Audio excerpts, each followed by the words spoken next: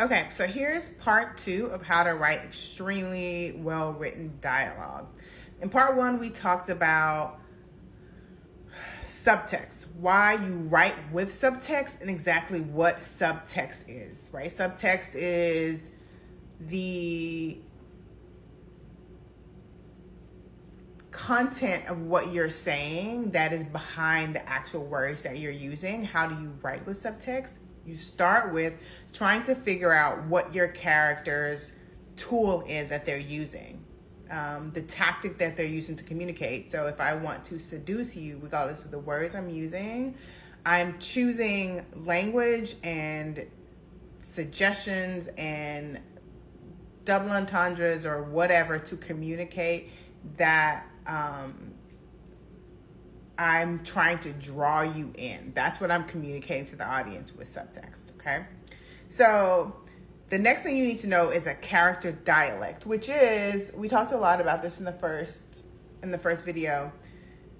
Every character has a way of being, regardless of, so once we got the subtext done, we know what that is, we know how we're going to use it, we know what a character is trying to do in any given scene. Now we need to figure out what your character's language is. I call it a character dialect. Basically, it is the thumbprint for language with your character. Let's say you have a screenplay with 12 characters. Well, each one of them communicate in a different way. And it's very interesting. This is what makes it interesting to watch.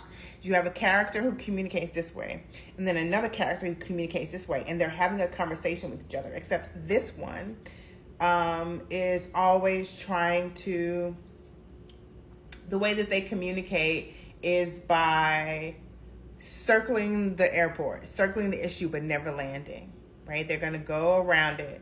And the way that this person communicates is that they tend not to use language. They tend to use gestures and keep everything inside. Why is that important? Well, you have a character who is avoidant, and then you have another character who is who doesn't use language to communicate at all. Then you have someone who is not saying what they need, and then you have someone else who is using silence to either punish or whatever you decide the tactic is, right? And so to watch these two people miss each other in a conversation, even though they're in the same room talking to each other, but they're missing each other, is one of the most interesting and frustrating and beautiful things to watch, because it is how human beings behave, right? That's what makes a screenplay compelling, because it is how human beings behave. So what is your character's dialect? Are they avoidant, right? They just circle the airport. Are they earnest? It's everything that comes out just dripping with earnest, and it's exactly how they feel, which is rare, but it happens when you're writing children characters, when you're writing characters who have different mental makeups, when you're writing people who are just earnest, they can't help it. Straightforward. Some characters are straightforward. And by the way, that does not mean expository. That does not mean that you're telling me what happened 3 years ago or what's happening in the scene right now that I'm watching, so you don't have to tell me. It's not giving expository information. It just means, and it's not necessarily meant to be that they're being truthful or that they're being earnest. Straightforward just means that they are someone who doesn't mince words. Well, you take someone who doesn't mince words, and you take someone who takes great pleasure in finding the most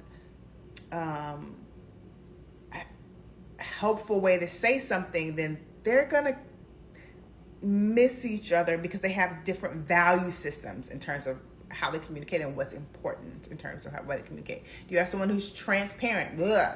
It's there. Someone who uses symbolism. A lot of time when we talk about mumblecore, or we talk about a lot of the dialogue from that part or that time in cinema, it's characters who romanticize life, romanticize situations, romanticize chaos, and everything is artful symbolism. Everything is poetry. You have a character who's protective, right? Protective of themselves or other people. So they will communicate with you, but they are going to keep how they really feel inside. So you decide. Hundreds of versions of this, but you decide what each of your character's main dialect is, and then I'm going to teach you how to map it out in the next part. Like and follow for part 3.